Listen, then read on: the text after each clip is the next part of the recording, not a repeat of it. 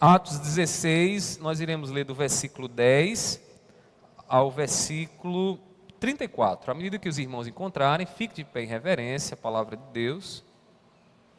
Atos, capítulo 16, do versículo 10 ao 34. Você que está acompanhando pela internet, pegue uma Bíblia para que você possa, nessa manhã também, ouvir a voz do nosso Deus. Diz assim a palavra do Senhor, irmãos.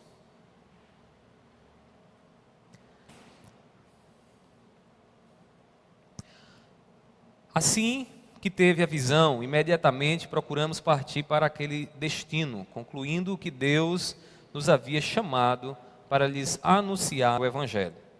Tendo, pois, navegado de Troade, seguimos em direitura a Samotrácia no dia seguinte, e a Neápolis, e dali a Filipos, cidade da Macedônia, primeira do distrito e colônia.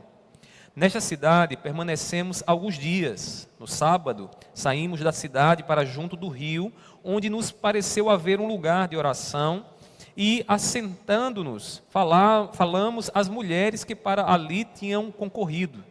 Certa mulher chamada Lídia, da cidade de Tiatira, vendedora de púrpura, temente a Deus, nos escutava. O Senhor lhe abriu o coração para atender às coisas que Paulo dizia.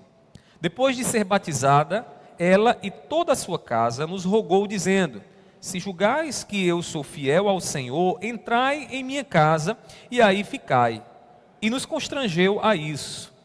Aconteceu que, indo nós para o lugar de oração, nos saiu ao encontro uma jovem possessa de espírito adivinhador, a qual, adivinhando, dava grande lucro a seus senhores. Seguindo a Paulo e a nós, clamava dizendo: estes homens são servos do Deus Altíssimo e vos anunciam o caminho da salvação. Isto se repetia por muitos dias. Então Paulo, já indignado, voltando-se, disse ao Espírito: em nome de Jesus eu te mando, retira-te dela. E ele, na mesma hora saiu. Vendo os seus senhores que se lhes desfizera a esperança do lucro, agarrando em Paulo e Silas, os arrastaram para as praças, à presença das autoridades.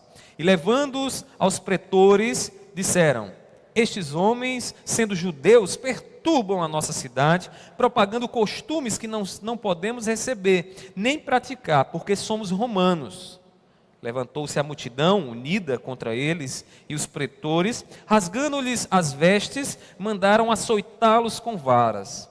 E depois de lhes darem muitos açoites, os lançaram no cárcere, ordenando ao carcereiro que os guardasse com toda a segurança. Este, recebendo tal ordem, levou-os para o cárcere interior e lhes prendeu os pés no tronco. Por volta da meia-noite, Paulo e Silas oravam e cantavam louvores a Deus, e os demais companheiros de prisão escutavam. De repente, sobreveio tamanho terremoto, que sacudiu os alicerces da prisão. Abriram-se todas as portas e soltaram-se as cadeias de todos. O carcereiro despertou do sono e, vendo abertas as portas do cárcere, puxando da espada, ia suicidar-se, supondo que os presos tivessem fugido. Mas Paulo bradou em alta voz: não te faças nenhum mal, que todos aqui estamos. Então o carcereiro, tendo pedido uma luz, entrou precipitadamente e, trêmulo, prostrou-se diante de Paulo e Silas. Depois, trazendo-os para fora, disse: senhores, que devo fazer para que seja salvo? Responderam-lhe: crê no Senhor Jesus e serás salvo, tu e tua casa. E lhe pregaram a palavra de Deus e a todos os de sua casa. Naquela mesma hora da noite, cuidando deles, lavou-lhes os vergões dos açoites. E a seguir foi ele batizado e todos os seus. Então, levando-os para a sua própria casa, lhes pôs à mesa e com todos os seus manifestava grande alegria por terem crido em Deus. Vamos orar mais uma vez, pedindo a iluminação de Deus. Meu Pai, nesse momento, diante daquilo que nós lemos aqui, te pedimos que o Senhor nos dê sabedoria para entender a Tua palavra, discernir a Tua vontade. Pai, alimenta a nossa alma. Tu sabes de cada coração que aqui chegou, de cada coração que está nos ouvindo nessa manhã, que o Senhor, Pai, poderosamente esteja nos alimentando, esteja nos fortalecendo na Tua vontade. Pai, faz-nos uma igreja poderosa. Faz-nos uma igreja, Senhor, que prega o Teu Evangelho, Pai, sem fronteiras. Eu te peço assim e sei, meu Pai, que o Senhor há de nos abençoar em nome do Teu Filho amado Jesus. Amém, amém. A igreja pode se assentar nesse momento. Meus irmãos, só para explicar aos irmãos que estão chegando agora, né? Nós hoje começaremos o estudo aqui do livro do Hernandes Dias Lopes, o comentário expositivo de Filipenses, a alegria triunfante no meio das provas. Então, como é que nós iremos trabalhar? Esse livro, irmãos, ele é um livro de comentários, então assim, é muito detalhado, não dá para a gente tratar ele de forma bem detalhada. Como é que vai funcionar? Nós iremos trazer o estudo para vocês, e vocês vão, ouvindo o estudo, depois aprofundar ainda mais com a leitura que vocês vão fazer dos capítulos desse livro, tá bom? Se tiver alguma coisa que de repente você leu, não compreendeu, aí você pergunta. Nós vamos dar um espaço no final, depois da aula, para você perguntar: pastor, eu não entendi isso, né? Teve alguns irmãos que mandaram para mim aí já algumas perguntas: pastor, isso aqui eu não entendi, eu queria entender melhor. E foi uma maravilha, foi uma alegria, tanto para mim como para o Pedro, para aqueles que são professores, né, poder ajudar vocês aí na compreensão do estudo. E aí, como é que vai funcionar dessa vez? Dessa vez, aí, ouvindo a sugestão aqui do diácono Geaziel, a gente vai dar no final aqui para vocês, certo? Um diploma de conclusão da leitura de Filipenses, né? Então, como é que vai funcionar? No final, a gente vai confeccionar um questionário digital para vocês. E aí a gente vai enviar para vocês, no celular de vocês, um questionário onde vocês vão responder só de múltipla escolha, tudo relacionado àquilo que vocês vão ver durante essas 12 lições. Então, vocês vão responder, e aí, à medida que vocês responderem, independente da nota que vocês vão ter, nós vamos pegar o nome de vocês, vamos confeccionar um diploma bem bonitinho para ser entregue aqui num culto em ações de graça, né, ou numa escola dominical especial, que iremos fazer aí, quem sabe, com um café da manhã, né, para a gente se alegrar no Senhor, e aí vocês vão receber esse diploma, bem bonitinho lá, para vocês guardarem aí nas conquistas de vocês, e que vocês concluíram, fizeram um estudo aprofundado da epístola de Paulo aos Filipenses, tá bom? Então vocês, é bom, eu sugiro que vão fazendo anotações, né, vão fazendo os estudos de vocês, para que vocês possam aí dominar essa epístola, que é maravilhosa, irmãos, que é maravilhosa. Tem muita coisa aqui rica, preciosa, que nós iremos ouvir e que certamente há de nos trazer edificação ao coração, em nome de Jesus. E aqueles que não têm um livro, mas desejam ter ele em casa, a gente vai fazer um segundo pedido. Que a gente fez o primeiro pedido, já se esgotou. A gente colocou também 2 exemplares ali na biblioteca para vocês poderem, quem não tem condições de comprar o livro, poder estudar também. E se você quer ter ele em casa, aí você vai me dar só o nome. Pastor, eu queria que você encomendasse mais um para mim. Aí eu vou agora no segundo pedido solicitar para vocês a editora, e aí vocês vão ter o livro em casa. O livro custa apenas R$ 36,00, você pode dividir aí 3, 4 vezes, né, para você pagar. Como ficar mais confortável, o propósito é que você tenha ele em casa, certo? E aí você, com o livro em casa, fica melhor para você ir aprofundando, tá bom? Então, hoje, irmãos, nós trabalharemos a parte introdutória. A gente vai tomar conhecimento dessa igreja, né, que era a igreja de Filipos. A carta de Paulo aos Filipenses tem esse nome porque foi uma carta dirigida aos cristãos da igreja em Filipos. E nós precisamos saber que igreja é essa. Entender aqui algumas peculiaridades dessa igreja, o que é que estava acontecendo ali no nascimento daquela igreja, para que a gente possa depois entender toda a mensagem que essa epístola ela tem a nos comunicar. Então hoje, agora nessa lição, nós trabalharemos de forma introdutória. E se vocês tiverem alguma dúvida, os que estão em casa, na internet também, que queiram perguntar, vocês podem perguntar aí, porque depois no final a gente vai estar esclarecendo para vocês. Os irmãos que aqui estão podem levantar a mão para perguntarem sem nenhum problema, não há nenhum tipo de problema para fazer esse tipo de interferência, tá bom? Então, eu dei o título da seguinte forma, irmãos, na mensagem nessa noite: Filipos, uma igreja estratégica que experimentou o poder de Deus. Nós iremos enfatizar duas coisas. Primeiramente, que Paulo funda aquela igreja ali, movido por Deus, não por acaso, mas por direção divina. E Deus, nos planos divino, aquela igreja era uma igreja estratégica, era uma igreja que Paulo decidiu pregar o evangelho a ela, porque ele tinha um desejo de que o evangelho pudesse adentrar a Europa, pudesse chegar agora ao Ocidente. E aí, dada toda a conjuntura daquela igreja, daquela localidade, Paulo estrategicamente chega ali e prega o evangelho e funda então aquela igreja. E aí nós iremos ver também na lição de hoje, que quando Paulo então vai pregando o evangelho, Deus vai manifestando o seu poder no meio daquela igreja. Deus vai fazendo coisas extraordinárias, Deus vai libertando aqueles que estavam cativos a espíritos maus, Deus vai falando ao coração de mulheres piedosas que estavam buscando viver para agradar a Deus. Deus opera de forma extraordinária, causando libertação ali a Paulo e Silas, que estavam aprisionados naquela cidade. Então a gente vai ver o poder de Deus e a partir disso a gente vai aprender algumas coisas para a nossa igreja hoje, nos nossos dias. O que é que isso tem a ver conosco, o que é que isso diz acerca do modo como temos que viver e do que precisamos fazer como igreja. Meus irmãos, ao estudar a carta de Paulo aos Filipenses, nós aprendemos duas grandes lições espirituais, que o pastor Hernandes Dias Lopes, ele começa destacando elas, e eu queria que você pudesse perceber. Você pode ver isso na página 11 e 12 aí do seu livro. Ele diz o seguinte: primeira lição: o programa missionário da igreja deve ser conduzido pelo céu e não pela terra. Essa é a lição. Quem conduz a missão da igreja é a denominação? Não. Quem conduz a missão da igreja é o pastor? Não. O pastor, a denominação, precisa estar com os ouvidos atentos para o que Deus tem a fazer.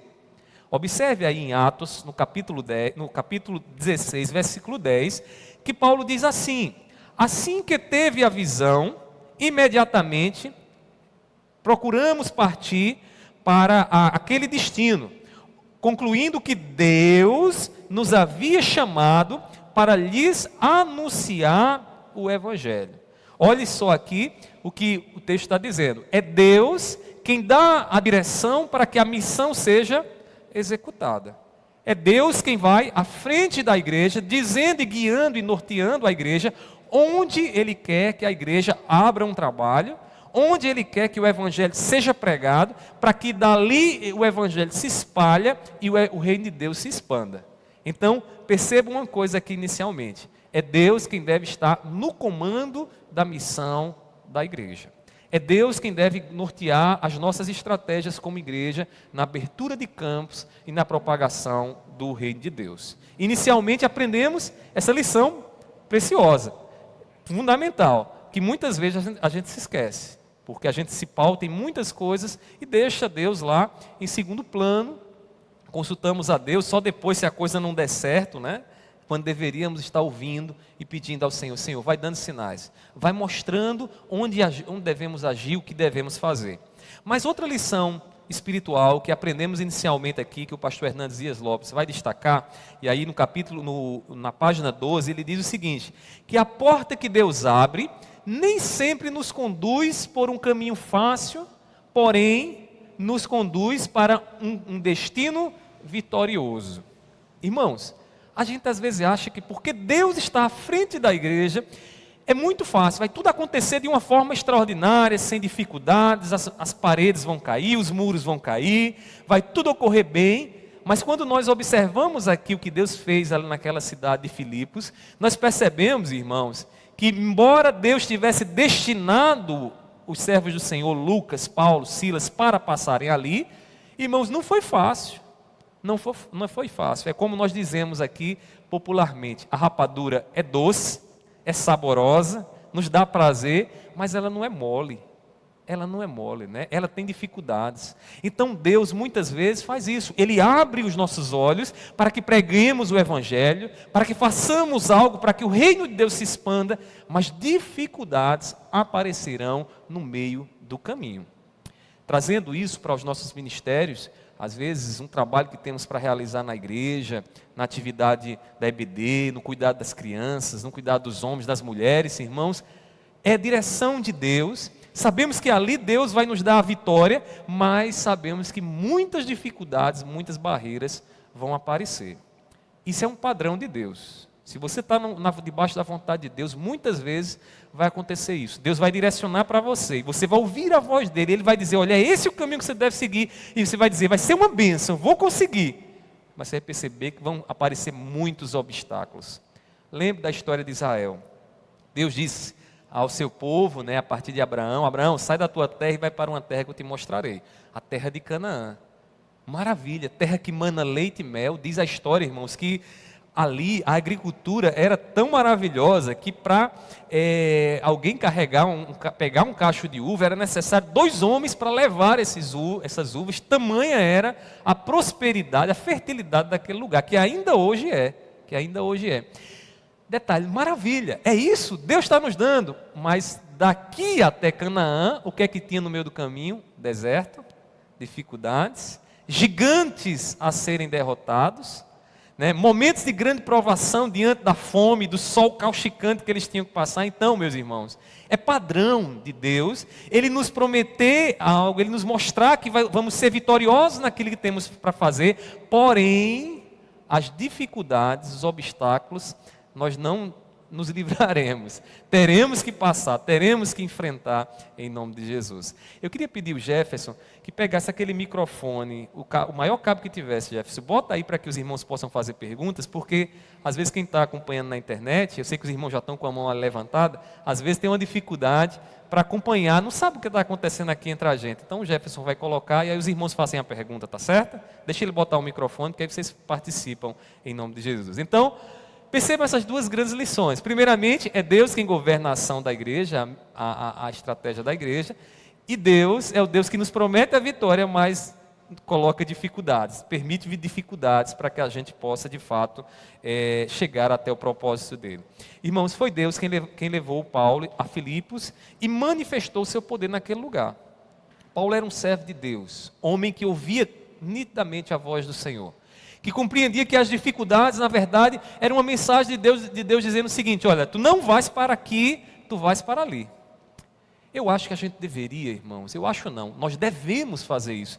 Sempre que a gente tem que tomar uma escolha, sempre que a gente tem que decidir por algo, a gente tem que fazer prova, irmãos, para que a voz de Deus soe nitidamente dentro do nosso coração. Temos que ser como Gideões. Lembra de Gideão, né? Gideão vai lá, no momento de decisão, coloca o seu algodãozinho lá para fazer prova da parte de Deus. Diz, Senhor, em que direção tu queres que eu siga? Tu queres que eu vá para Macedônia? Tu queres que eu vá para onde, Senhor? Para que o Senhor possa nos direcionar. Paulo, irmãos, tinha essa sensibilidade da parte de Deus. E eu digo mais a você, essa mesma sensibilidade, Deus, Ele dá àqueles que estão desejosos por ouvir a vontade do Senhor. Aqueles que querem agir nos planos de Deus. Deus muitas vezes, irmãos, nos coloca em lugares onde a pregação do Evangelho nos trará grandes problemas. Grandes problemas. Saberemos que ali frutos serão gerados, mas obstáculos vão se levantar.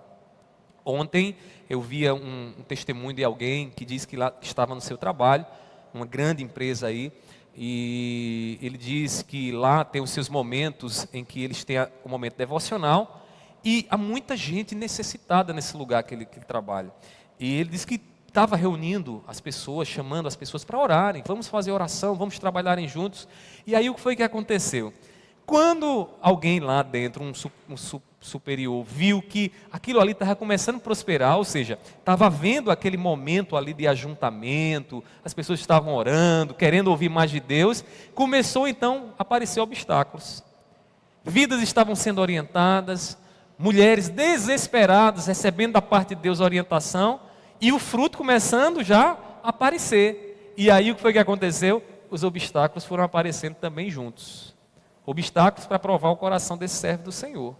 Para provar se realmente ele vai levar adiante ou não. Porque poderia ser muito fácil, né? A gente está pregando o evangelho, vai dar tudo certo e no final Deus vai abençoar. E não é assim. O plano de Deus, irmãos, quando a gente está disposto a pregar o evangelho, obstáculos vão aparecer, dificuldades vão aparecer. E nós precisamos do discernimento da parte de Deus para ouvir e obedecer aquilo que o Senhor tem para nós. Precisamos de convicção de Deus para não ceder às pressões dos que querem calar o evangelho. Amém? Esse movimento aí está tirando a atenção de vocês, né? Calma, tá? Deixa eles resolverem aí. Pronto. Agora, quem quiser fazer é só levantar a mão que o diácono Alisson vai passar para você. O nosso irmão João, né? Antes do João falar, irmãos, entendam bem, nós não podemos ceder às pressões dos que querem calar o evangelho. Paulo não cedeu às pressões. Filipos, ela tinha uma característica, irmãos. Filipos, por ser uma colônia romana, não era permitido ali que houvesse sinagogas naquele lugar. As sinagogas eram um lugar onde os judeus se reuniam para cultuarem, para buscarem a Deus e tudo mais, de forma que o culto ali em Filipos acontecia nas intermediações ali, nas redondezas de Filipos. A igreja onde Lídia estava orando juntamente com outras mulheres, era uma igreja fora de Filipos, porque não era permitido dentro daquela cidade que viesse falar do Deus dos judeus, e muito menos do Deus dos cristãos, né, que é Jesus Cristo. E aí as mulheres iam para fora. Essa dificuldade Paulo notou imediatamente, de maneira que quando ele procurou algum lugar para orar, ele olhou dentro da cidade e disse: essa cidade é uma cidade secular, não tem um lugar para a gente fazer uma oração. Aí ele foi buscar onde? Nas proximidades de um rio que havia ali de Filipos, onde estavam as mulheres orando. Perceba, ele notou imediatamente que as dificuldades estariam ali, mas Paulo não deixou de pregar o evangelho ali. E foi ali plantando o evangelho, de maneira que essa igreja, a gente vai ver no decorrer dessa carta, se tornou uma igreja, irmãos, fundamental no sustento do ministério do apóstolo Paulo, na provisão de Deus sobre a vida do apóstolo Paulo. Amém? Nosso irmão João, pode perguntar? Liga o microfone. Está ligado já. Quando o senhor falou em relação a que Deus abre portas, né? Para a pessoa. Baixar a máscara. Quando o senhor falou para Deus que Deus abre portas. Não. E que a porta que ele abre, né? Que a pessoa caminha e lá na frente tem as dificuldades. Que temos que enfrentá-los, né? Isso. De cara mesmo. Então, o que acontece? Lá em João 16:33 diz o seguinte: no mundo tereis aflições, mas tende bom ânimo porque eu venci. Então, quando Deus abre uma porta, mas nós sabemos que as dificuldades, elas virão. É notório. Isso. Né? E o senhor falou uma coisa muito interessante em relação ao deserto.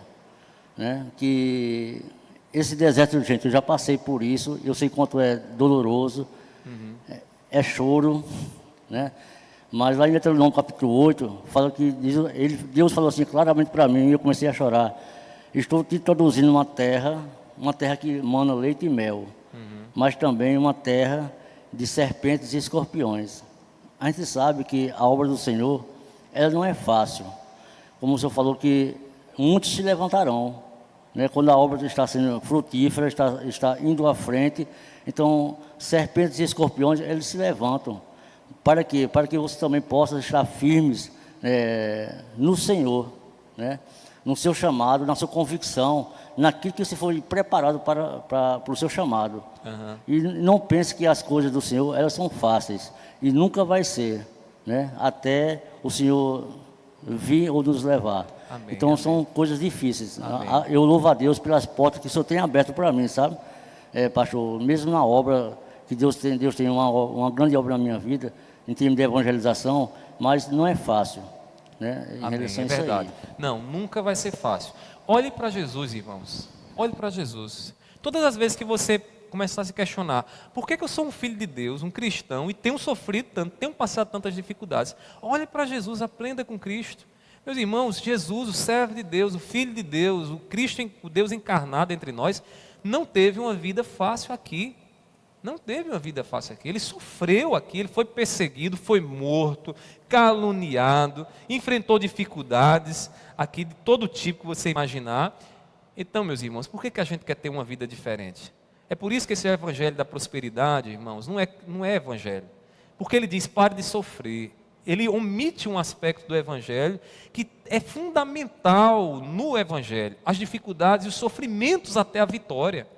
Quando o pastor Hernandes Dias Lopes aqui enfatiza essa questão de que teremos a vitória no final, mas as dificuldades vão aparecer, irmãos, são inevitáveis.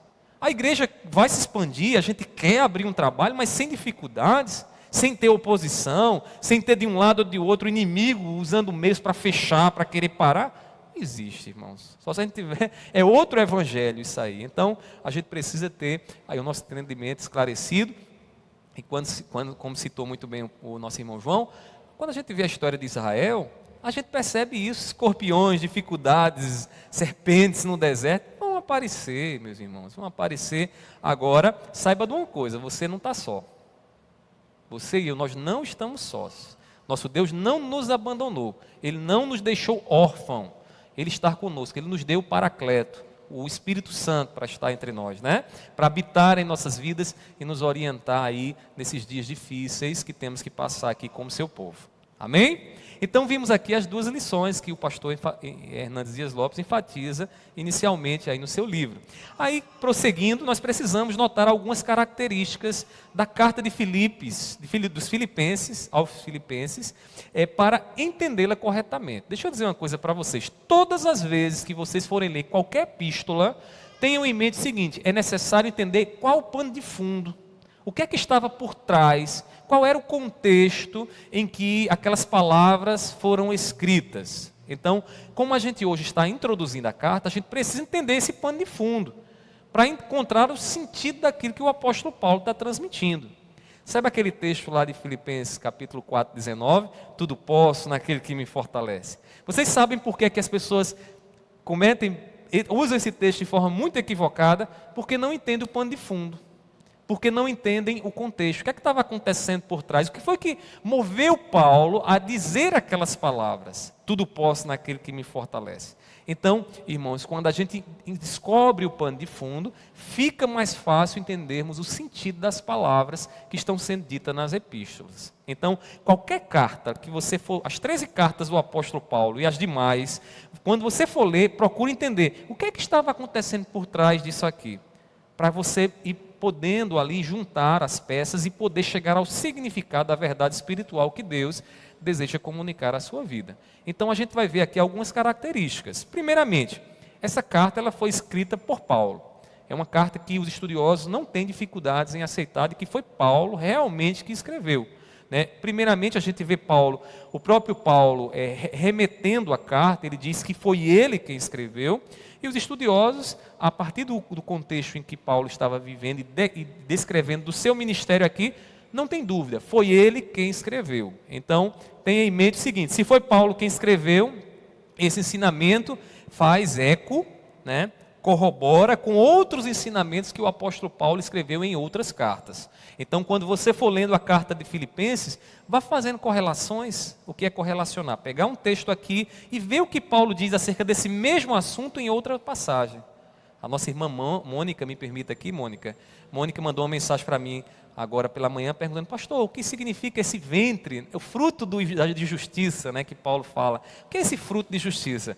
Aí a gente viu, eu juntamente com ela, a gente viu que quando a gente correlaciona fruto de justiça com Gálatas 5, 22, 23, a gente percebe que é uma semelhança de ensinamentos, ou seja, o fruto do Espírito é o fruto de justiça que Paulo fala aqui em Filipos, né, aos Filipenses, né? Então você faz essa relação com outros escritos do apóstolo Paulo, entendendo que Paulo foi o seu escritor. Além disso, irmãos, Paulo, quando escreveu essa epístola, ele estava preso. Paulo estava aprisionado. Paulo passou por prisões em muitos momentos. Essa epístola foi escrita na segunda prisão de Paulo em Roma. Ele escreveu lá de Roma. Se você observar no capítulo 2, depois você vai ler direitinho isso aí, para a gente ganhar tempo, Paulo está dizendo que está preso em Roma e que o evangelho de alguma forma tem chegado às guardas pretorianas. O que eram as guardas pretorianas? Os guardas romanos que estavam ali guardando ele. Esse carcereiro que nós lemos aqui provavelmente fazia parte dessa guarda pretoriana, onde Deus ali operou de forma milagrosa, sobrenatural, naquele cárcere, libertando Paulo e Silas. e o carcereiro ficou apavorado. Esse carcereiro era um daqueles que Paulo disse que o evangelho estava chegando ali, né, a eles também. Meus irmãos, a carta de Filipos, ela tem dois propósitos bem definidos. E aí Paulo escreve, primeiramente, com o propósito de agradecer a generosidade dessa igreja. Essa igreja aqui é uma igreja extremamente generosa na contribuição do ministério do apóstolo Paulo. Inclusive, Paulo, quando escreveu essa carta, ele havia acabado de receber da parte da igreja de Filipos uma ajuda levada por Epafrodito, um servo do Senhor que fazia parte da igreja ali em Filipos, que levou ali aquela contribuição para o ministério de Paulo. Não se sabe se era em dinheiro ou se era recursos lá alimentares, mas era algo que estava ajudando o apóstolo Paulo. E Paulo então reenvia Epafrodito à igreja, porque aquele irmão havia adoecido e os irmãos da igreja de Filipos ficaram muito preocupados. Epafrodito, irmão muito querido, está doente, vai morrer. E aí Paulo reenvia ele para animar o coração daquela igreja e ela não desfalecer. Então, o que é que estava acontecendo? Paulo estava preso, envia essa carta para agradecer àqueles irmãos. Era o primeiro propósito dele. Além disso, essa carta também, ela também serve de alerta à igreja quanto aos perigos das heresias doutrinárias e da falta de comunhão entre os irmãos. Olha que dois pecados que estavam ali rondando aquela igreja. O primeiro deles, as heresias. As heresias. Havia um tipo de pregação asceta. O que é uma pregação asceta que eu estou falando? Vou explicar. Uma pregação que diz o seguinte: para você viver de forma a agradar a Deus, você vai deixar de fazer um bocado de coisa. Você vai se preocupar aí naquilo que você come, e à medida que você deixa de comer algumas coisas, você vai agradar a Deus. Esse ensinamento tinha sido colocado ali, estava sendo pregado no meio da igreja, e Paulo ficou sabendo quando estava na prisão. De maneira que ele vai instruir aquela igreja a ter cuidado com os falsos mestres, que ele diz o seguinte, que tem o ventre como Deus. O que é o ventre? É a barriga, o estômago. Provavelmente se referindo ao quê? Aqueles que ensinavam algum tipo de dieta para você viver de forma agradável a Deus. Então Paulo estava preocupado com isso. Mas outro pecado que estava acontecendo ali, estava rondando ali naquela igreja, e que já estava acontecendo de fato, era a quebra da comunhão. Tem duas irmãs aqui que Paulo vai citar no capítulo 4 da epístola, chamada Evódia e Síntique. Duas irmãs cooperadoras do evangelho, mas que tinham um problema. Estavam inimizadas, estavam com alguma contenda por alguma razão que não fica tão evidente para nós, mas nós temos algumas pistas. Provavelmente aquelas irmãs estavam com um certo partidarismo movido pelo orgulho dentro da igreja.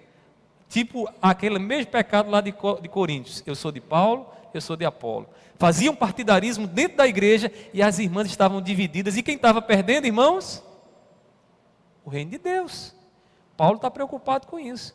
Paulo está preocupado porque todas as vezes que o inimigo nos separa, né, ele enfraquece, irmãos, o avanço do reino de Deus. Tem um estrategista chinês que até hoje as obras dele são lidas, né? O Sun Tzu. Ele escreveu uma obra chamada Arte da Guerra. E ele, nas estratégias de guerra, ele diz o seguinte: uma das estratégias, muito antiga, que a Bíblia já nos falava também, muito antigamente, que é uma estratégia que diz o seguinte: divida para conquistar. Então, se você está diante de um inimigo grande, o que é que você tem? Você semeia lá no meio deles a divisão, racha eles, faz divisão entre eles, porque aí o que é que eles não vão ter? Não vão estar coordenados, unidos. E aí, uma vez que eles estiverem divididos, fica mais fácil para conquistar. Paulo parece que está vendo ali na igreja de Filipos esse tipo de problema. Aquelas irmãs divididas e a igreja enfraquecendo. A igreja não avançando como deveria, por quê? Porque duas irmãs estavam lá com problemas ali, que Paulo escreve essa epístola a fim de resolver. Então percebam os dois problemas que Paulo tenta sanar com essa epístola: as heresias no meio dela, né, e as divisões, a quebra da comunhão, as contendas no meio da igreja. Algumas ênfases são dadas aqui por Paulo. Primeira delas, a ênfase na alegria. Paulo escreve essa carta e repete inúmeras vezes, inclusive há quem diga que aqui é a carta da alegria. Em muitos momentos Paulo vai dizer, regozijai-vos, alegrai-vos, e ele repete isso várias vezes, a fim de trazer ânimo ao coração dos irmãos. Provavelmente, por Paulo estar preso, e aquela igreja ter muito apreço por Paulo, aqueles irmãos andassem meio cabisbaixo. Porque, pare e pense, irmãos, um líder, alguém que você respeita, alguém que você considera, de repente é preso, está prestes a morrer. Isso traz um peso, isso traz algum entristecimento. Mas Paulo, mesmo vislumbrando, vendo adiante a morte que poderia chegar à vida dele, Paulo é instrumento de consolo. Ele diz, irmãos, se alegrem, não se entristeçam não. Se Deus me levar, ele vai dizer na carta, é lucro. É lucro. Eu prefiro estar entre vocês porque eu vou pregar o evangelho a vocês, vou ensinar o evangelho a vocês, mas se Deus me levar, eu vou lucrar, porque eu vou para onde o meu coração sempre quis estar, ao lado dele. Então, se alegre. E aí Paulo vai dizer inúmeras vezes, se alegrem, regozijem-se sempre, se alegrem, se alegrem. Então a gente vai, no decorrer da exposição dessa carta, irmãos, em muitos momentos aqui, ouvir a voz de Deus dizendo, minha irmã, não desfaleça, se alegre no Senhor. Além disso, outra ênfase, a ênfase na unidade, como já falamos aqui, a fim de resolver essa contenda que estava ali no meio da igreja. Outra ênfase, a terceira, na pessoa de Cristo Jesus. Irmãos, Paulo nos ensina algo tremendo nessa carta. Ele nos ensina como remediar as nossas divisões, os nossos problemas de relacionamentos a partir de Cristo Jesus. O capítulo 2, os estudiosos dizem que é como um hino escrito. Um hino onde Paulo vai mostrar o seguinte, que devemos aprender com Cristo Jesus o sentimento de Cristo, para poder tratar as nossas diferenças com os irmãos. E aí vem aquela frase emblemática no versículo 5 do capítulo 2, quando ele diz o seguinte, tenham em vós o mesmo sentimento que houve em Cristo Jesus. Jesus é o remédio que vai sanar, que vai sarar ali os problemas no meio da igreja. Aqui eu faço uma aplicação, irmãos. Às vezes a gente quer resolver alguns problemas no meio da igreja com estratégias, com psicologias, né, com meios manipulatórios para resolver os problemas. Né? Às vezes, vamos fazer isso assim, assim. Mas Paulo nos ensina, irmãos, que para resolver diferença entre cristãos, é Jesus que precisa ser ensinado.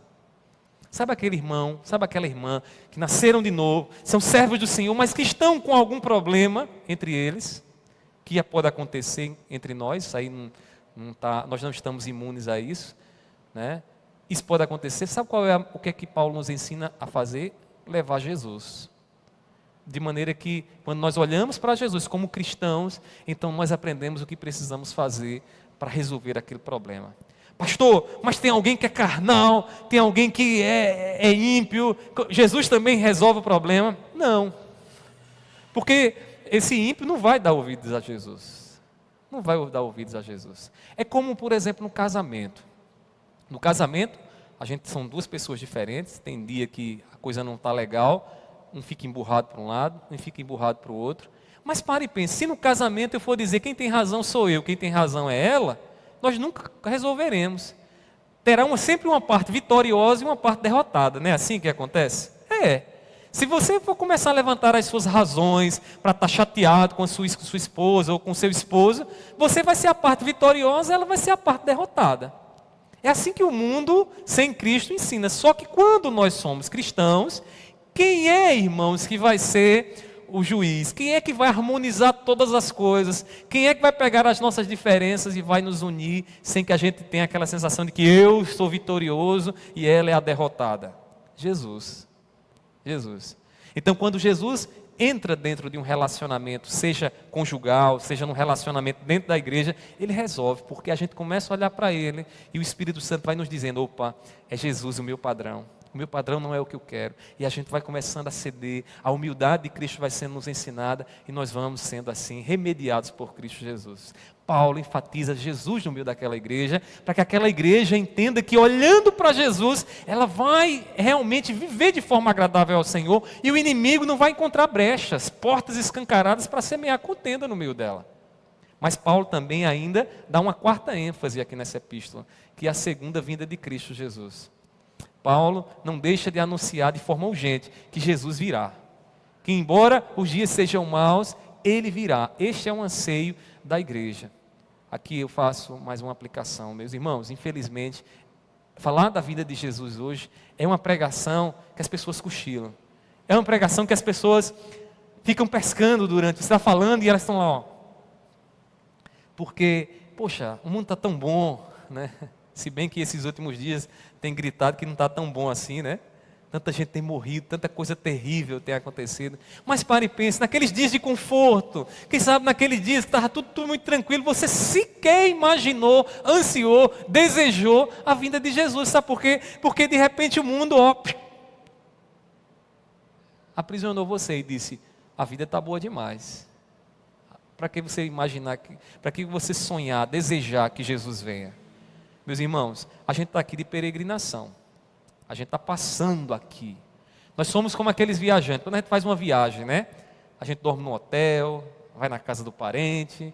A gente sabe no fundo, minha casa não é aqui. Coisa boa é estar na minha caminha, na minha casa, dormindo ali na minha caminha tranquilo. É uma maravilha, irmão. Não há nada melhor do que o nosso lugar. Então a gente está peregrinando nesses lugares. A gente também está assim, a gente está ansiando, desejando a nossa casa, nossa habitação eterna, a nossa caminha confortável. Então a gente tem que ter cuidado, porque a gente não pode deixar o nosso coração preso aqui. E Paulo vai enfatizar isso. Jesus virá, Jesus vem mais adiante. E nós iremos ver no decorrer dessa epístola, essa ênfase de Paulo. Devemos ter, irmãos, essas informações em mente, para que possamos entender a mensagem que Paulo deseja comunicar aos filipenses. Então, o que eu fiz até agora foi mostrar um pano de fundo para vocês. Tentar montar um quadro aqui. E o quadro eu vou tentar descrever para vocês. Está lá Paulo preso, escrevendo para a igreja em Filipos, diante das necessidades que ele estava passando, ele já havia recebido lá uma ajuda daquela igreja, e Paulo dá uma ênfase nas suas palavras. Ele enfatiza que aquela igreja, olha, mantenha a unidade, que aquela igreja se alegre, que aquela igreja ali, ela possa olhar para Jesus e aprender com Cristo Jesus a remediar seus problemas e ansiar, desejar, querer para si que Jesus venha. Então Paulo está nesse contexto escrevendo essas palavras. E aí, para entender cada palavrinha aqui dessa epístola, você deve sempre lembrar disso. Sempre lembre disso. Associe com esse pano de fundo para que você possa interpretar de forma correta. Devemos, irmãos, fazer o reino de Deus avançar de forma estratégica. E a abertura dessa igreja aqui em Filipos vai nos ensinar muito nesse sentido. Vai nos ensinar a dar os passos da forma devida no avanço do reino de Deus. A igreja em Filipos era uma igreja muito estratégica. Uma igreja estratégica porque era o ponto de ligação entre o Ocidente, ou melhor, entre o Oriente, né, parte da Ásia, e o Ocidente, que era parte da Europa. Paulo poderia ter buscado um outro caminho, uma outra igreja, mas, como diz aqui no capítulo 16, versículo 10, Deus, que está à frente da missão da igreja, é quem vai guiando Paulo e leva Paulo para aquela igreja ali em Filipos. É Deus quem abre aquela igreja. E por que Deus faz isso? Porque Deus, nosso Deus é um Deus estratégico. É um Deus estratégico. Né? Se você observar, quando Jesus, antes de subir para o Pai, dá as últimas coordenadas aos discípulos, ele diz o seguinte: olha, vocês vão receber o Espírito Santo, o Espírito Santo vai descer sobre vocês e vocês serão minhas testemunhas em Jerusalém, Samaria, Judeia e até os confins da terra. É engraçado curioso que quando ele diz isso, ele vai falando de uma forma centrífuga, né? De maneira que o evangelho vai se expandindo. E ele diz: comece primeiramente em Jerusalém, que é a casa de vocês. Vai pregando e aquilo ali vai criando uma onda até alcançar o mundo. Então Deus tem essa visão de um evangelho que vai se expandindo, e o que Paulo está fazendo aqui em Filipos é uma onda dessa do evangelho, do poder do evangelho, né, que vai levando o missionário, o servo de Deus, a pregar o evangelho ali numa igreja extremamente estratégica para o avanço do reino de Deus. O reverendo Hernandes Dias Lopes, ele chegou à conclusão de que Paulo era um exímio estrategista. Ele diz assim na página 13 aí do livro, ele diz assim: Paulo se concentrava em lugares estratégicos. Ele era um plantador de igrejas que tinha critérios claros para fazer investimentos. Meus irmãos, quais são as características de um bom estrategista? Né?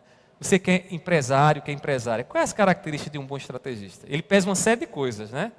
Como administrador, a gente está lá observando os custos que teremos, né? Os fatores internos e externos, de um modo geral, que afetarão ali aquele empreendimento. A gente pesa na balança para ver se realmente é um lugar correto, é o que devemos fazer ali. Paulo, irmãos, ele já tinha da parte de Deus essa capacidade estratégica de ali, ouvindo a voz de Deus, pesar os fatores que iriam contribuir ou prejudicar no avanço do reino de Deus. A escolha da igreja em Filipos não foi uma escolha aleatória, né? Não, vou deixar que a coisa aconteça. Não, foi uma escolha estratégica, até porque Paulo não tinha a vida toda para pregar o evangelho, né? Pare e pense.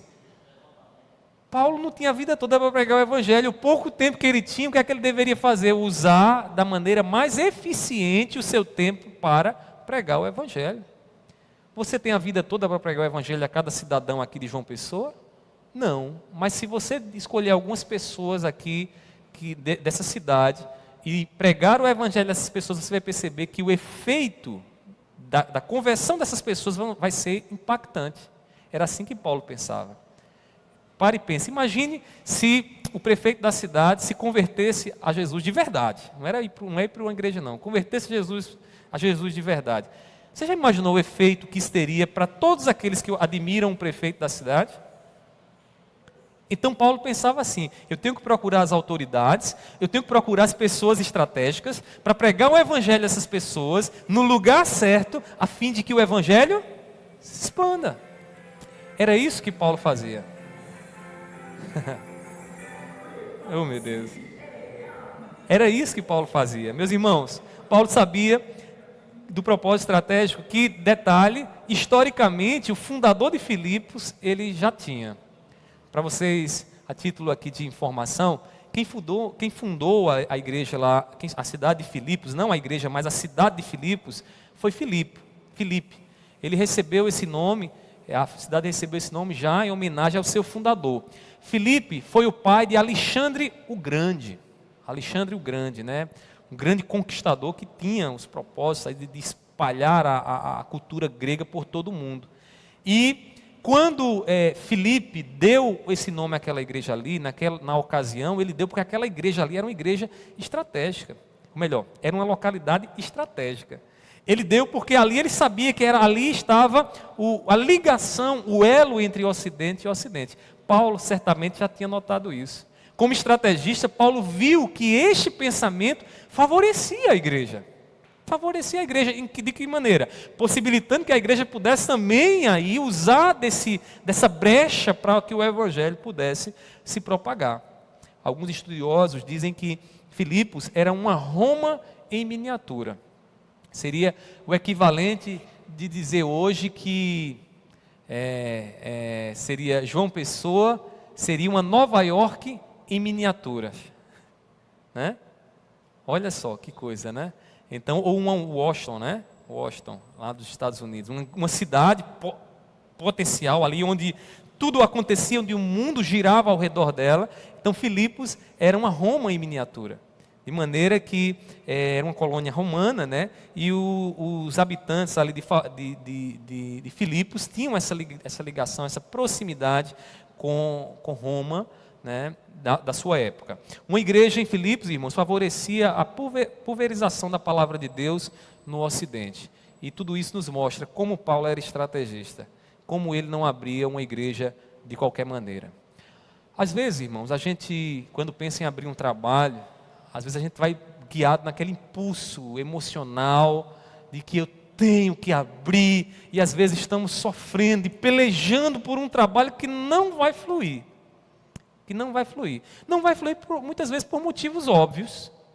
Por exemplo, uma igreja onde você sabe que ali está distante da sociedade, num lugar trancado, num lugar onde o evangelho não tem como pregar o evangelho para ninguém, só tem banana de um lado, banana do outro, sítio de um lado, sítio do outro, a coisa não flui.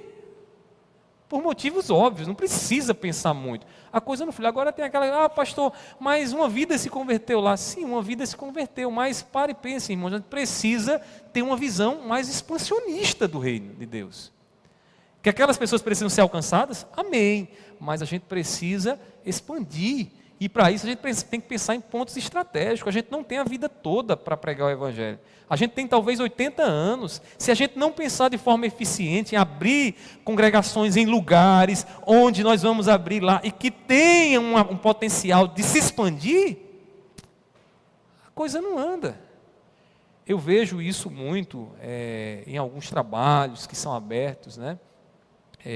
Apenas o Evangelho está pregando, mas a gente sabe que aquilo ali não, a pessoa se converteu, mas dali não avança, vai ficar pequenininho ali, né? Não vai crescer nunca, vai ser, às vezes vai até diminuir, quem sabe vai até acabar ali, né?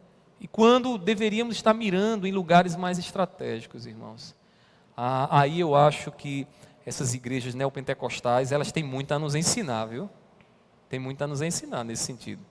Embora elas não preguem o Evangelho, mas estrategicamente, observe onde é que uma Universal do Reino de Deus abre uma igreja. Observe onde é que uma igreja aí, sei lá, dessas outras aí, abre. É sempre em pontos estratégicos. Pare e pense, a maior igreja de João Pessoa está situada, maior templo situado na Epitácio Pessoa. No lugar, irmãos, né, extremamente estratégico, visível, onde todo mundo passa e todo mundo conhece. Está ali o povo passando. O que é isso? Visão estratégica. É uma igreja que prega o Evangelho? Infelizmente, não. Está pregando outra coisa. Mas nós, muitas vezes, estamos a quilômetros de distância porque falta visão estratégica. Porque nos falta a ousadia de pensar em lugares estratégicos na plantação de uma igreja. Aí, essas igrejas que estão pregando um outro evangelho, abrem ali, aí a gente vai abrir onde? Lá onde o vento faz a curva e não tem ninguém mais, senão uma pessoa só para ouvir o evangelho.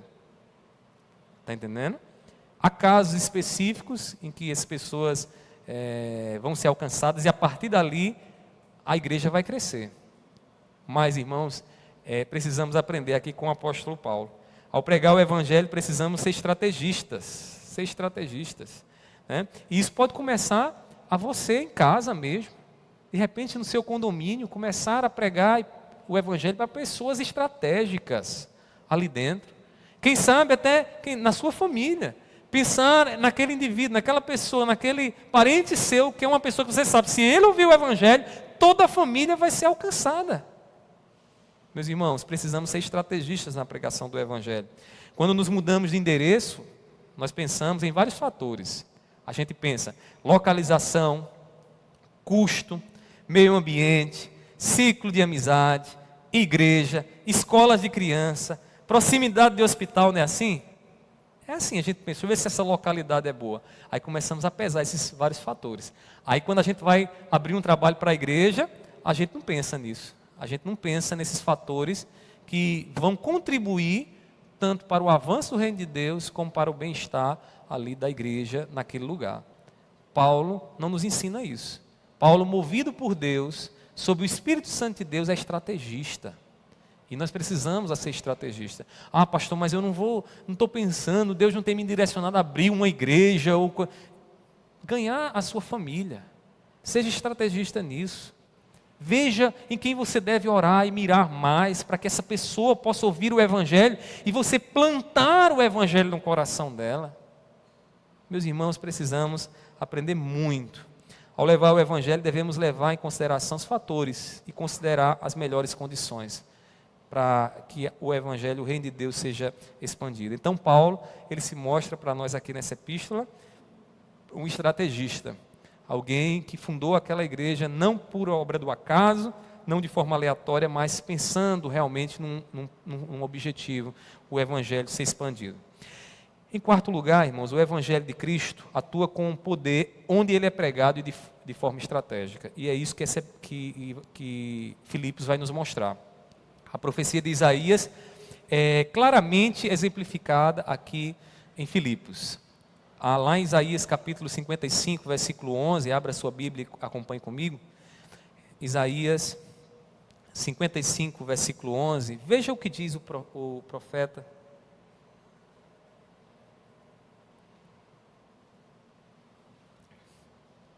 Diz assim: assim será a palavra que sair da minha boca, Deus está dizendo, né? Através do profeta. Não voltará para mim vazia, mas fará o que me apraz e prosperará naquilo que a designei. A palavra do Senhor não volta vazia.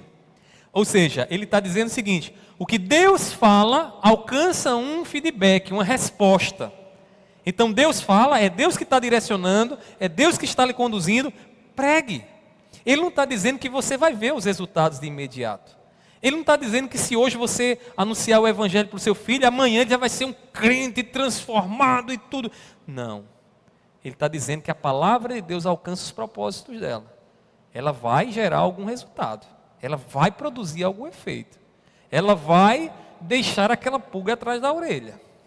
E o indivíduo, se for direcionado por Deus, ele vai ouvir a Cristo Jesus.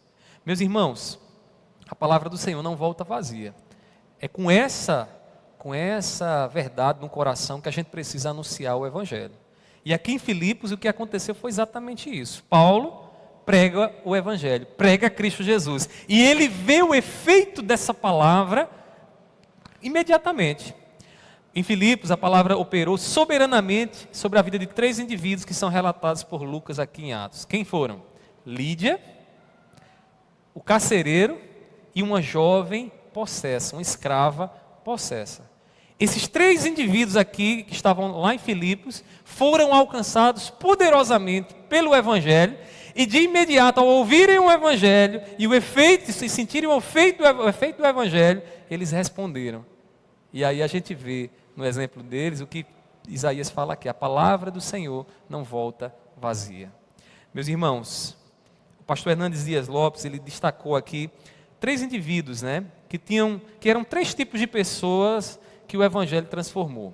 Primeiramente, ele destaca as raças, eram de raças diferentes. Nós temos aqui Lídia, que era uma asiática lá de Tiatira, mulher vendedora de púrpura, né? Uma mulher temente a Deus, que buscava agradar ao Senhor. Nós temos uma jovem que era uma grega, e temos um carcereiro romano. Olha só, o Evangelho alcançando essas 3 raças aqui representadas por esses 3 indivíduos, que possivelmente Lucas selecionou aqui na narrativa em Atos, para enfatizar o que o Evangelho estava fazendo. Lembre-se que tem os confins da terra, os confins do mundo, né? Então, os confins do mundo aqui são representados por raças diferentes. Enfatizar um grego, um judeu e um romano é mostrar ali quem eram as 3 nações, as grandes nações daquela época, né? Irmãos, classes sociais diferentes. Lídia era uma empresária, vendedora de púrpura, né? Uma jovem possessa que era uma escrava, e um carcereiro que era membro forte da classe média romana. Olha só, a classe social diferente.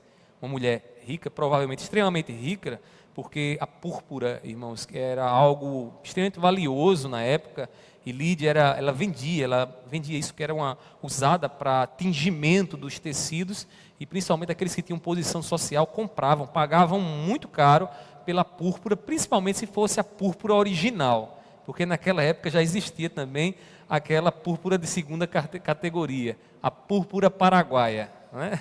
Então, ela era uma mulher rica, também de culturas diferentes. O que é que nós temos aqui? Lídia era uma prosélita que vivia a cultura religiosa piedosa dos judeus, uma escrava mística, né? Envolvida ali em adivinhações, e tínhamos também um carcereiro que, pela cultura do Império Romano, acreditava que César era o Senhor, que César de fato era o Deus encarnado aqui.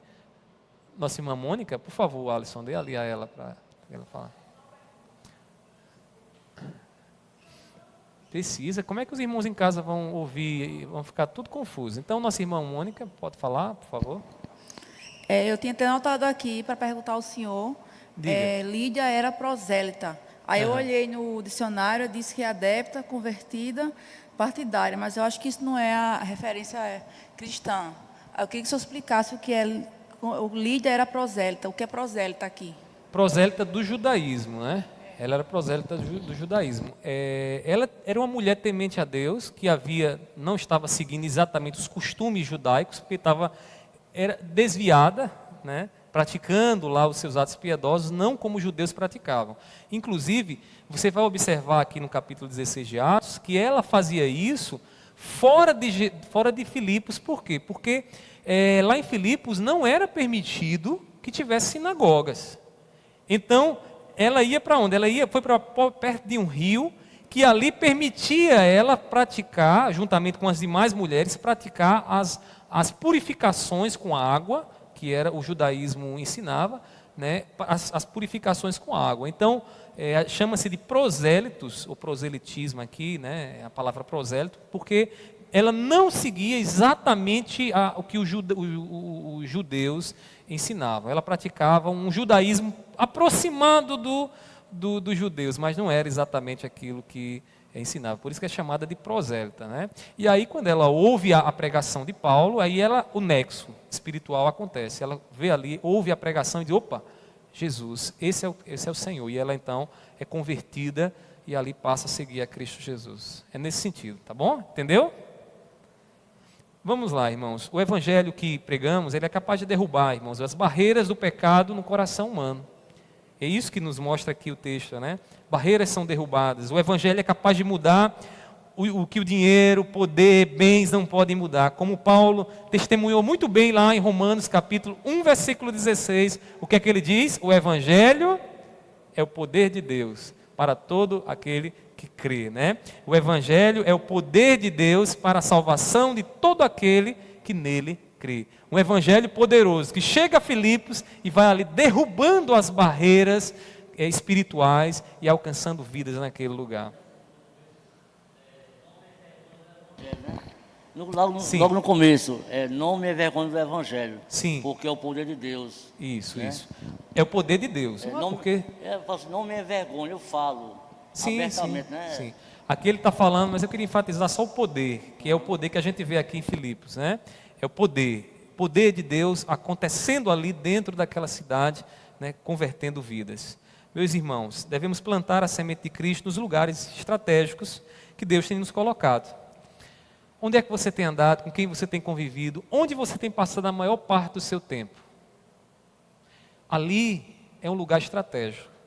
Ali, se você observar e pedir a Deus a orientação, Deus vai te mostrar a quem você deve pregar, o que você deve fazer. Meus irmãos, nós plantamos e Deus, Ele é quem dá o crescimento. Não se esqueçam disso. Paulo não está dizendo aqui que, ou a palavra não está dizendo que a gente vai plantar, a gente vai ver crescer, a gente vai colher os frutos. Paulo escrevendo aos Coríntios, ele vai dizer, um planta, outro rega, mas é Deus quem dá o crescimento. Paulo plantou ali em Filipos. Paulo plantou o evangelho naquele lugar, Deus deu o crescimento. E ele teve o privilégio de colher os frutos desse crescimento, porque aquela igreja depois se tornou uma grande parceira no ministério dele.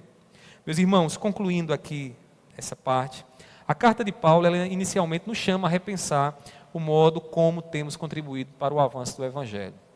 Essa primeira reflexão, nesse primeiro capítulo, a introdução do livro, né, nós precisamos repensar como temos plantado, como temos contribuído para o avanço do evangelho, melhor dizendo.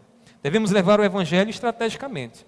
O evangelho ele deve ser anunciado em lugares de potencial expansão, onde sabemos que falando para aquela pessoa, outros serão alcançados, pela posição daquela pessoa, pelo que ela pode fazer, pelo lugar onde ela está. Precisamos pensar de forma estratégica. Devemos crer no poder do evangelho. A salvação de vidas só acontecerá quando a semente do evangelho for plantada. Mas será que temos de fato proclamado a Jesus? Ou será que temos chamado as pessoas para virem à nossa igreja? Ou será que temos exaltado a religiosidade, dizendo, olha, eu sou cristão, seja cristão? Nós precisamos plantar o evangelho, pregar o evangelho ali ao coração das pessoas, para que de fato a conversão aconteça. Portanto, meus irmãos, peçamos a Deus ousadia para levar adiante a mensagem de Cristo, Dessa forma, o poder de Deus se manifestará em nossa casa, no trabalho, na cidade e no país. Que Deus nos ajude, que Deus nos use como igreja de forma poderosa para a glória do seu santo nome. Amém? Vamos orar. Depois da oração, os irmãos podem fazer as perguntas, as colocações. Se tiver alguma pergunta, você que está acompanhando pela internet também pode fazer. O nosso irmão Wilson, nesse momento, está fazendo recolhimento das ofertas da nossa EBD. Os irmãos que trouxeram oferta para a sala dos adultos, né, pode colocar aí em nome de Jesus. Vamos orar? Meu Pai, nós te agradecemos, Senhor, por aquilo que ouvimos nessa manhã. Te pedimos, Senhor, nos ensina a ser uma igreja estratégica, uma igreja poderosa. Pai, nos ensina a pregar o Evangelho também dentro dos nossos lares, no convívio com as pessoas, no trabalho, onde quer que estejamos, a fim de que vidas se convertam e o Teu nome seja expandido, Senhor, a todos os povos. Pai, nos usa, queremos ser usados por Ti, nos usa de forma estratégica. Eu te peço assim e sei que Tu irás nos usar em nome do Teu Filho amado Jesus. Amém. Amém. Os irmãos têm alguma colocação, alguma dúvida? Irmãos, o que nós vimos aqui está na introdução do livro, tá bom? Então, hoje a nossa escola dominical foi baseada na introdução. Vocês viram que foram informações bem gerais, né? A gente não tratou de nada tão específico ainda. Na próxima semana, o nosso irmão Pedro estará ministrando a saudação, né, inicial, que tem muito a dizer, tem muito a falar, que tem por título a saudação do apóstolo Paulo à igreja em Filipos.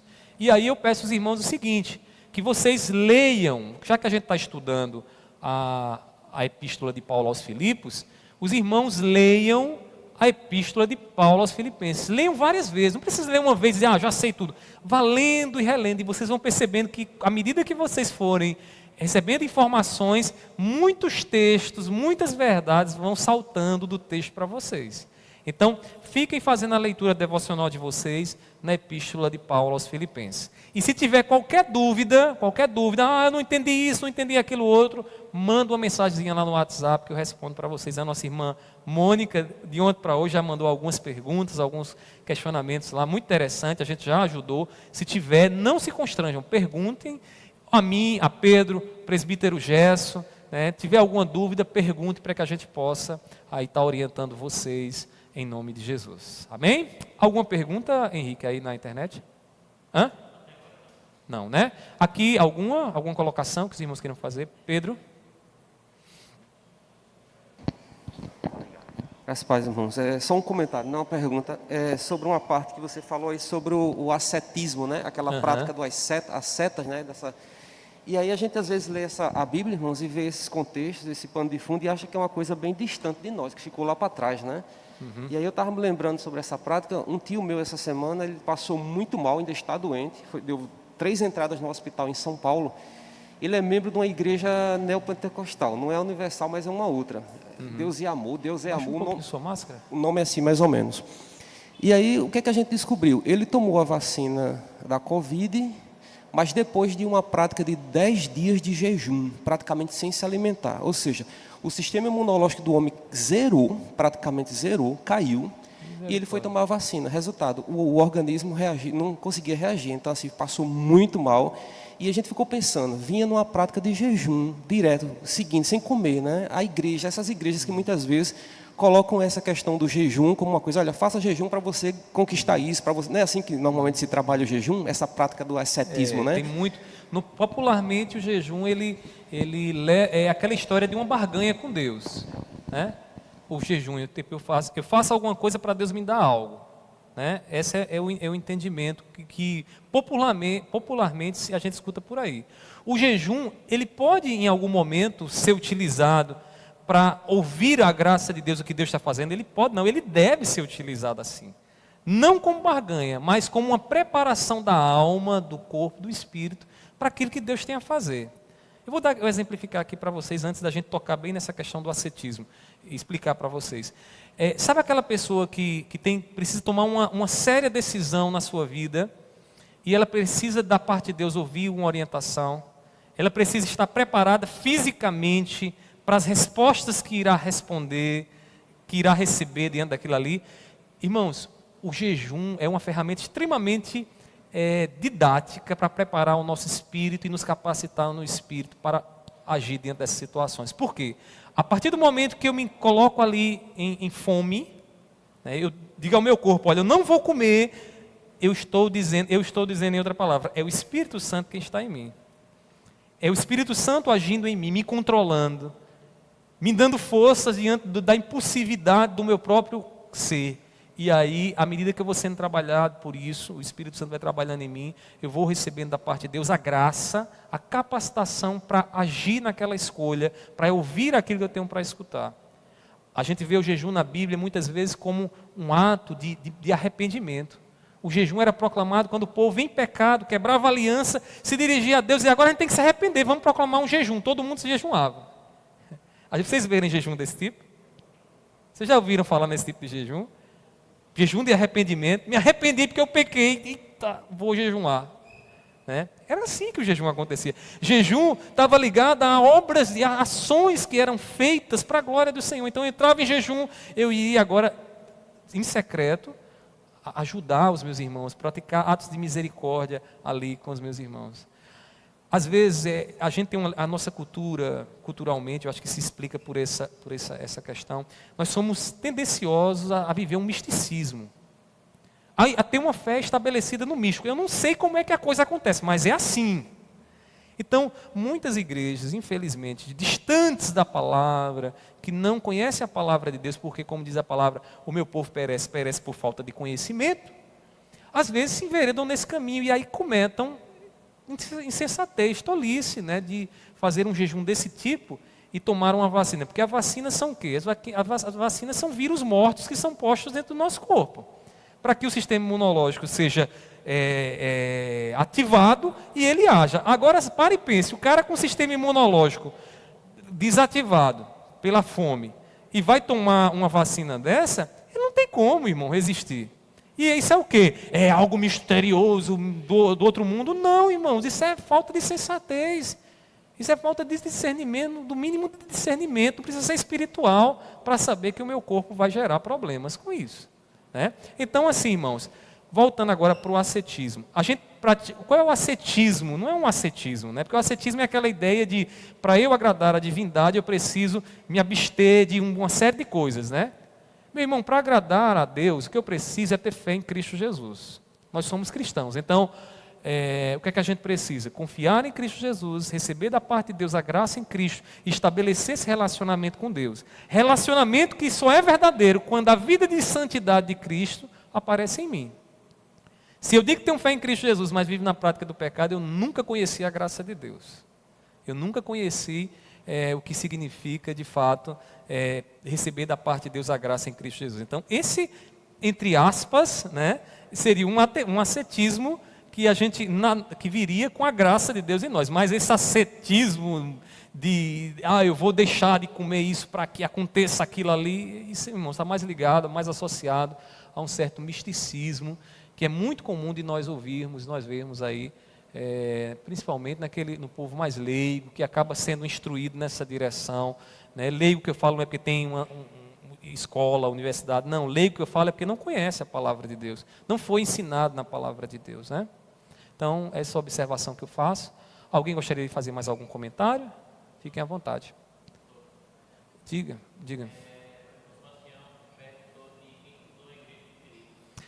Muito bom, irmão Sebastião. O irmão Sebastião está perguntando quem fundou a igreja de Filipos. Quem fundou a igreja de Filipos foi Paulo. A igreja. Agora, a cidade de Filipos, quem fundou foi Filipe. Filipe da Macedônia, pai de Alexandre o Grande. Ele fundou de forma muito estratégica a fim de ligar o Oriente com o Ocidente, ali, a Europa. Né?